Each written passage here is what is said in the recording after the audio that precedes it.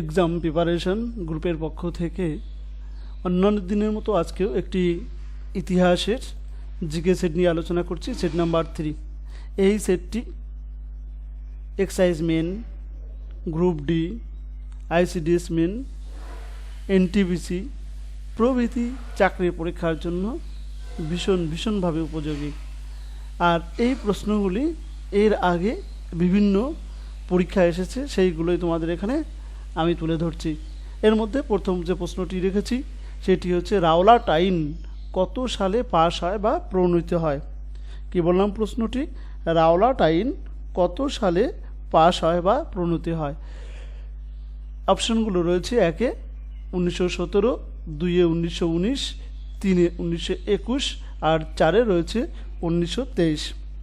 এর মধ্যে সঠিক অ্যান্সারটি হবে 1919, অর্থাৎ রাওলাট আইনটি পাশ হয় 1919 সালে। এই রাওলাট আইন এর পূর্বে কিন্তু রাওলাট আইন নামে পরিচিত ছিল না। সেই আইনটি পরিচিত ছিল অ্যানার্কিয়াল অ্যান্ড রিভলিউশনারি ক্রাইমস অ্যাক্ট নামে। রাওলাট আইনটি পূর্বে নাম ছিল অ্যানার্কিয়াল অ্যান্ড রিভলিউশনারি ক্রাইমস অ্যাক্ট নামে। আর এই আইনটি পাশ হয়েছিল 1910 সালের মার্চ মাসে। এই আইনের যেটা করা হতো সেটা বিনা বিচারে যে কোনো বন্দীকে সরকার কী করত? আটক করে রাখতে পারত।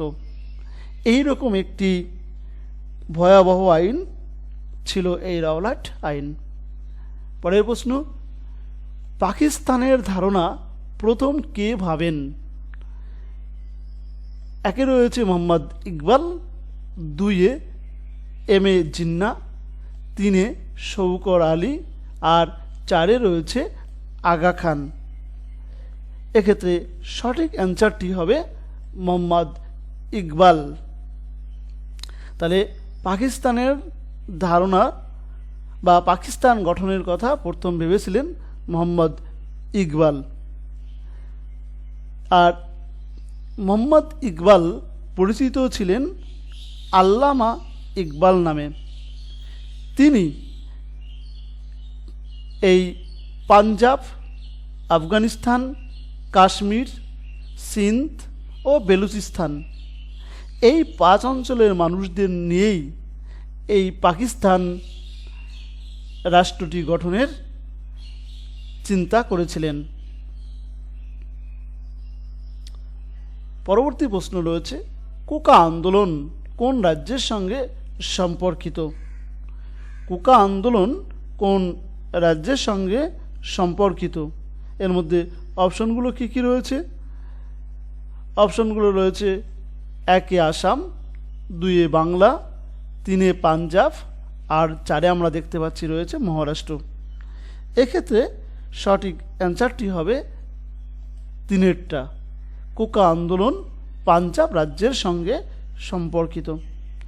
এবার আমরা জানব যে এই কোকা আন্দোলনটি তৈরি হয়েছিল সাধারণত শিখ ধর্ম সংস্কারের জন্য।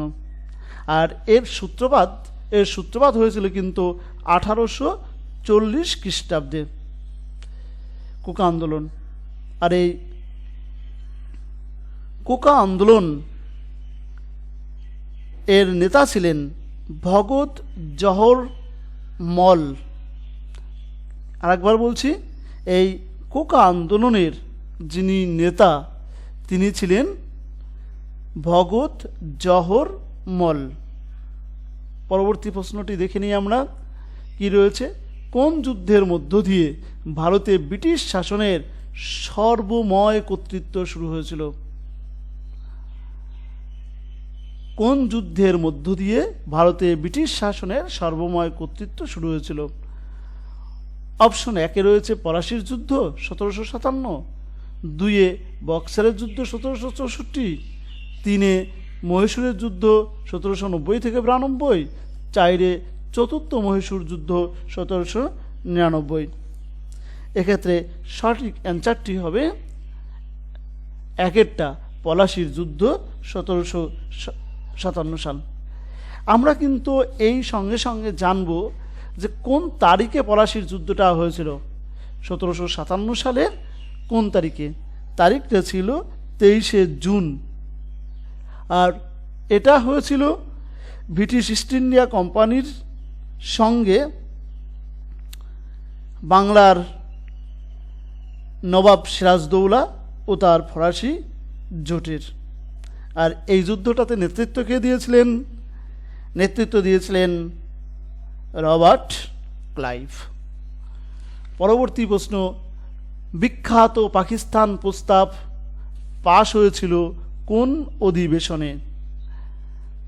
পাকিস্তান প্রস্তাব পাশ হয়েছিল কোন অধিবেশনে?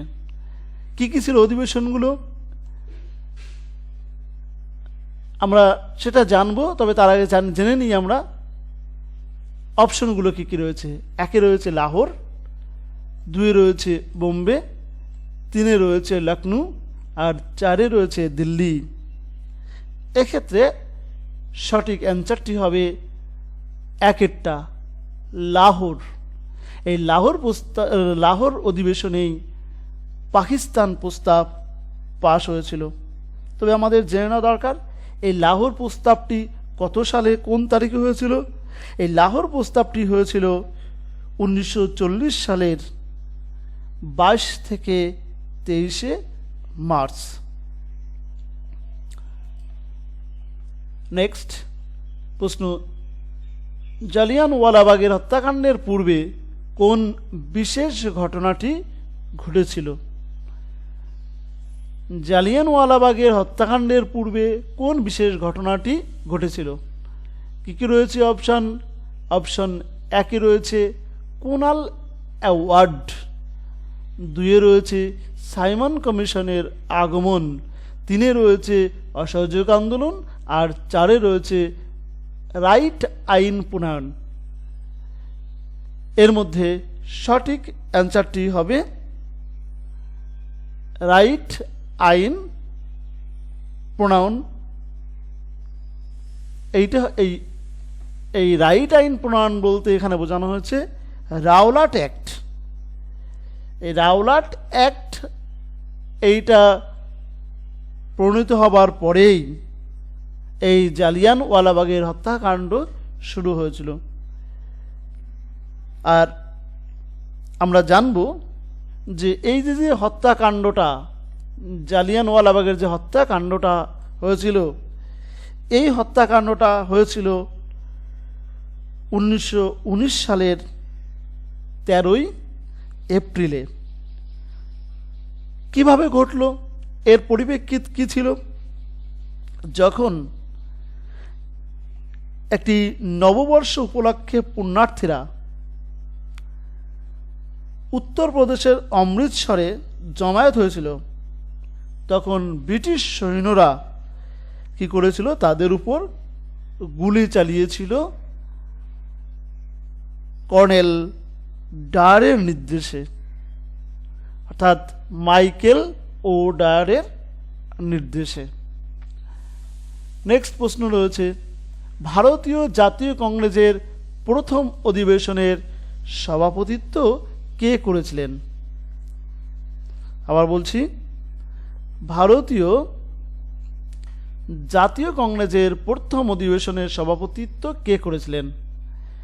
1-এ রয়েছে সুরেন্দ্রনাথ ব্যানার্জি, 2-এ উমেশচন্দ্র ব্যানার্জি, 3-এ অরবিন্দ ঘোষ, আর 4-এ বিপিন চন্দ্র পাল।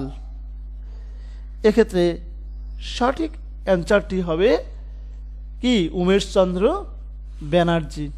অর্থাৎ ভারতের জাতীয় কংগ্রেসের প্রথম অধিবেশনে সভাপতিত্ব করেছিলেন হচ্ছে উমেশ চন্দ্র ব্যানার্জি। এবার আমরা জানব যে এই অধিবেশনটা, জাতীয় কংগ্রেসের যে প্রথম অধিবেশনটা হয়েছিল, সেই অধিবেশনটা কবে হয়? সেই অধিবেশনটি হয় 1885 সালের 28 থেকে 23শে ডিসেম্বর। জাতীয় কংগ্রেসের প্রথম অধিবেশন হয়েছিল। আর এখানে প্রতিনিধিত্ব করেছিলেন 72 রিপ্রেজেন্টেটিভ, অর্থাৎ 72 জন প্রতিনিধি এখানে প্রতিনিধিত্ব করেছিলেন। তবে এই প্রসঙ্গে আমাদের আরও একটা কথা মনে রাখা দরকার, যেই যে অধিবেশনটা হয়েছিল সেই অধিবেশনটা হয়েছিল কিন্তু বোম্বেতে, কিন্তু সেটি হওয়ার কথা ছিল পুনেতে। কিন্তু ওই সময় ওই শহরে কলেরা নামক ভয়াবহ রোগ ছড়িয়ে পড়ে, যার ফলশ্রুতিতে বৈঠকটির স্থান পরিবর্তন করা হয় এবং বৈঠকটি হয় বোম্বাইতে। তাহলে আমরা জানলাম জাতীয় কংগ্রেসের প্রথম অধিবেশন সম্পর্কে বিস্তারিত তথ্য। পরবর্তীতে জেনে নিই যে কখন অসহযোগ আন্দোলন বন্ধ করে দেওয়া হয়েছিল। অপশন এতে 1919 সালে, বিতে 1920, তারপর রয়েছে 1922, নেক্সট অপশন রয়েছে 1924। এর মধ্যে সঠিক অ্যান্সারটি হবে তিনেরটা 1922। আর কেন বন্ধ করে দেওয়া হলো আমরা এটা জানবো, যে কোন ঘটনার পরিপ্রেক্ষিতে এই 1922 সালে অসহযোগ আন্দোলনটা বন্ধ করে দেওয়া হলো। এই অসহযোগ আন্দোলন বন্ধ করে দেওয়া হয় চৌরি চৌরার, উত্তরপ্রদেশের চৌরি চৌরা নামক স্থানে একটি হিংসাত্মক ঘটনার পরিপ্রেক্ষিতে। আর ওই ঘটনাটি কিন্তু ঘটেছিল 1922 সালের 10ই মার্চ। এতে প্রায় 22 জন পুলিশ কর্মচারী তাতে মারা যান। জনতা পুলিশের থানায় আগুন ধরিয়ে দেয়। তখন গান্ধীজি ভাবেন আন্দোলন হিংসার পথ নিচ্ছে, আর তিনি ছিলেন অহিংসার একজন সমর্থক। তাই তিনি এই আন্দোলনকে তুলে নেবার সিদ্ধান্ত নিয়েছিলেন। পরবর্তী প্রশ্ন রয়েছে, ভারতীয় জাতীয় কংগ্রেসের কোন অধিবেশনে প্রথম বন্দে মাতারম গান গাওয়া হয়েছিল? অবশ্যই জানা উচিত আমাদের যে আমাদের জাতীয় সঙ্গীত যে বন্দে মাতারাম, সেটি প্রথম কবে গাওয়া হয়েছিল? এখানে একটু বলি, এটা কিন্তু ন্যাশনাল অ্যানথেম বলা হয় এখন। এটা প্রথম কবে গাওয়া হয়েছিল? অপশনগুলো কী কী রয়েছে আমরা একটু দেখে নিই। 1920 অধিবেশনে, না 1906 অধিবেশনে, না 1896 অধিবেশনে, না 1922 অধিবেশনে? এক্ষেত্রে সঠিক অ্যান্সারটি হবে সিয়েটটা 1896 সালে জাতীয় কংগ্রেসের যে অধিবেশনটা হয়েছিল সেখানে কিন্তু প্রথম বন্দে মাতরম গান গাওয়া হয়েছিল। আর এটি হয়েছিল কিন্তু এই অধিবেশনটি হয়েছিল কলকাতার বিডন স্কোয়ারে। তাহলে যে জায়গাটিতে এই বন্দে মাতরম গান গাওয়া হয়েছিল বা যেখানকার অধিবেশনে, সেই জায়গাটির নাম জানলাম কি? কলকাতার বিডন স্কোয়ার। আর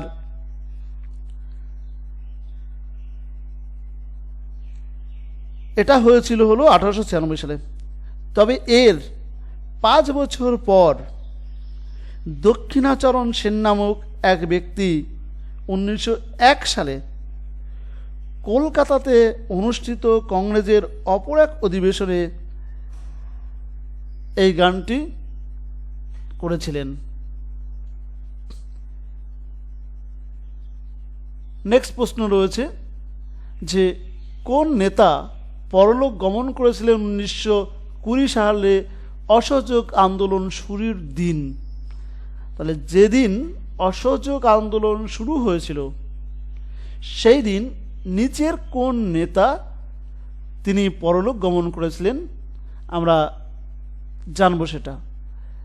1 রয়েছে বালগঙ্গাধর তিলক, 2 লালা লাজপত রায়, 3 পি সীতারামাইয়া, আর 4 রয়েছে দেখো ছি রাজা গোপালাচারী, অর্থাৎ চক্রবর্তী রাজা গোপালাচারী।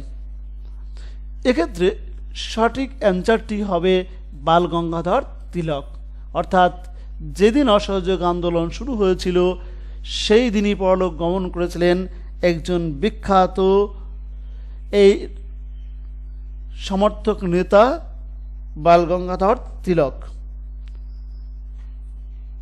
তিনি ছিলেন স্বরাজ্যের একজন প্রবল সমর্থক। এই বিখ্যাত নেতা ওই দিনে মারা যাওয়ায় অনেকেই কিন্তু হতাশা বোধ করেছিলেন। পরবর্তী প্রশ্ন দেখে নেব কি রয়েছে। কংগ্রেস ওয়ার্কিং কমিটি কোন স্থানে ভারত ছাড়া আন্দোলনের প্রস্তাব গ্রহণ করেছিলেন? কংগ্রেস ওয়ার্কিং কমিটি কোন স্থানে ভারত ছাড়া আন্দোলনের প্রস্তাব গ্রহণ করেছিলেন? অপশান এতে ওয়ার্ধা, বিতে বেনারস, তারপরে রয়েছে 3 নম্বরে কলকাতা, আর 4 নম্বরে আমরা দেখতে পাচ্ছি দিল্লি। এর মধ্যে সঠিক অ্যান্সারটি হবে একেরটা, অর্থাৎ ওয়ার্ধা কমিটি, ওয়ার্ধা নামক স্থানে কংগ্রেস ওয়ার্কিং কমিটি এই ওয়ার্ধা নামক স্থানে ভারত ছাড়ো আন্দোলনের প্রস্তাব গ্রহণ করেছিলেন। এবার আমাদের জানা দরকার যে সেই তারিখটি কত ছিল। সেই তারিখটি ছিল 1942 সালের 14ই জুলাই। ভারত ছাড়ো আন্দোলনের এই প্রস্তাব কিন্তু গ্রহণ হয়েছিল 1942 সালের 14ই জুলাই। তাহলে আন্দোলন শুরু হলো কবে? আর সেই আন্দোলনটি শুরু হলো 1942 সালের 9ই আগস্ট। ভারত ছাড়ো আন্দোলন শুরু হয় 1942 সালের 9ই আগস্টে। পরবর্তী প্রশ্ন রয়েছে INA. INA means Indian national army. বিখ্যাত মামলা দিল্লির লালকেল্লায় কত সালে অনুষ্ঠিত হয়েছিল? ইন্ডিয়ান ন্যাশনাল আর্মির যে মামলাটা শুরু হয়েছিল দিল্লির লালকেল্লায়, সেটা কত সালে শুরু হয়েছিল আমাদের এটা জানতে হবে। একে রয়েছে 1945, 2-এ 1946, 3-এ 1947, আর 4-এ রয়েছে 1948।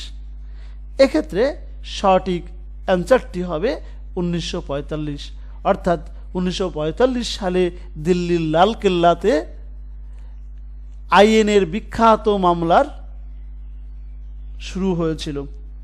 এবার কাদের বিরুদ্ধে এই মামলাটা শুরু হয়েছিল সেটা আমাদের জানা দরকার। এরা ছিলেন আজাদ হিন্দ ফৌজের 3 জন সেনাবাহিনী, তাদের বিরুদ্ধে এটা শুরু হয়েছিল। তারা কারা? তারা হলেন শাহনওয়াজ খান, পি.কে. সেওগাল, আর একজন হলেন জিএত ধিল্লর। এই 3 জনের বিরুদ্ধেই এই মামলাটি শুরু হয়েছিল। পরের প্রশ্ন, অস্থায়ী আজাদ হিন্দ সরকার কোথায় গঠিত হয়েছিল? 1-এ সিঙ্গাপুর, 2-এ টোকিও, 3-এ বার্লিন, আর 4-এ রয়েছে রোম। এক্ষেত্রে সঠিক অ্যান্সারটি হবে সিঙ্গাপুর। সিঙ্গাপুরে আজাদ হিন্দ সরকার গঠিত হয়েছিল অস্থায়ীভাবে। আমাদের জানা দরকার সেটা কত সাল। সেই সালটি ছিল 1943 সাল। তাহলে 1943-তে এই অস্থায়ী সরকার গঠিত হয়েছিল। এই প্রসঙ্গে আমরা আরেকটু তথ্য জেনে রাখব যে জাপান সম্রাট ছাড়াও এই অস্থায়ী আজাদ হিন্দ সরকারকে স্বীকৃতি দিয়েছিল জার্মানি, ইতালি এবং এদের সহযোগী যে দেশগুলো আছে তারাও কিন্তু এই অস্থায়ী আজাদ হিন্দ সরকারকে এরা স্বীকৃতি দিয়েছিল। পরবর্তী প্রশ্ন, গদর পার্টি প্রতিষ্ঠাতা করেছিলেন কে? কে গদর পার্টি প্রতিষ্ঠা করেছিলেন? আমরা অপশনগুলো জানি। কি অপশন? 1 লালা লাজপত রায়, 2-এ লালা হরদয়াল, 3-এ ভগৎ সিং, আর 4-এ রয়েছে কুন ওয়ারসিং। এক্ষেত্রে সঠিক অ্যান্সারটি হবে লালা হরদয়াল। লালা হরদয়ালই এই গদর পার্টির প্রতিষ্ঠা করেছিলেন। আমাদের জানা দরকার যে কত সালে এটা প্রতিষ্ঠা করলেন। এটা প্রতিষ্ঠা করেছিলেন 1913 সালে। আর এই গদর পার্টির পূর্ব নাম কিন্তু গদর পার্টি ছিল না, পূর্ব নাম ছিল প্যাসিফিক কোস্ট হিন্দুস্তান অ্যাসোসিয়েশন। কি বললাম নামটি? Pacific coast Hindustan association. আর এই অ্যাসোসিয়েশনের সভাপতি করেছিলেন সোহন সিং বাখানাকে। তিনি ছিলেন এই গদর পার্টির সভাপতি। তবে এই দলের অন্যান্য যারা সদস্য ছিল তারা ছিল সাধারণত ভারত থেকে আমেরিকা ও কানাডা যাওয়া যে সমস্ত শিখ সম্প্রদায়ের মানুষ ছিল তারাই প্রধানত। জানবো আজকের লাস্ট প্রশ্ন। 1932 সালে অল ইন্ডিয়া হরিজন সমাজ কে প্রতিষ্ঠা করেছিলেন? কি কি রয়েছে অপশান? 1-এ রয়েছে সিআর দাস, 2-এ সুভাষচন্দ্র বোস, 3-এ জওহরলাল নেহরু, 4-এ মহাত্মা গান্ধী। এক্ষেত্রে সঠিক অ্যান্সারটি হবে 4-এরটা মহাত্মা গান্ধী। অর্থাৎ মহাত্মা গান্ধী 1932 সালে অল ইন্ডিয়া হরিজন সমাজ প্রতিষ্ঠা করেছিলেন। এবার আমরা কিছু তথ্য জেনে নিই যে এই হরিজন সমাজটা কি। অল ইন্ডিয়া যে হরিজন সমাজ, এটা সাধারণত কাদের জন্যে বা কি সমাজ? এটা ছিল একটা সেবক সংগঠন যার প্রতিষ্ঠাতা ছিলেন আমরা জানলাম মহাত্মা গান্ধী এই সেবক সংগঠনের। আর এটা তিনি প্রতিষ্ঠা করেছিলেন কত সালে আমরা সেটাও দেখেছি, 1932 সালে। কিন্তু কেন প্রতিষ্ঠা করেছিলেন? সেটা হলো এই সমাজ থেকে যাতে অস্পৃশ্যতা, জাতপাত এইগুলো যাতে দূর করা যায়, তার জন্যেই মহাত্মা গান্ধী এই অল ইন্ডিয়া হরিজন সমাজ প্রতিষ্ঠা করেছিলেন। আমরা জানলাম ব্যাখ্যাসহ আজকের 15টি গুরুত্বপূর্ণ জিকে যা বিভিন্ন চাকরির পরীক্ষায় এসেছে। তাই আমরা অবশ্যই এগুলোকে ভালো করে দেখব এবং যদি পারি ব্যাখ্যাসহ এইভাবে খাতায় লিখে রাখব। আজকের ক্লাস এখানেই শেষ করলাম। আর যদি তোমাদের মধ্যে কেউ সাবস্ক্রাইব করতে বাকি থাকে তাহলে অবশ্যই এরকম প্রতিদিন জিকে, জিআই বা ম্যাথ পেতে অবশ্যই চ্যানেলটিকে সাবস্ক্রাইব করে নেবে। ওকে, থ্যাংক ইউ।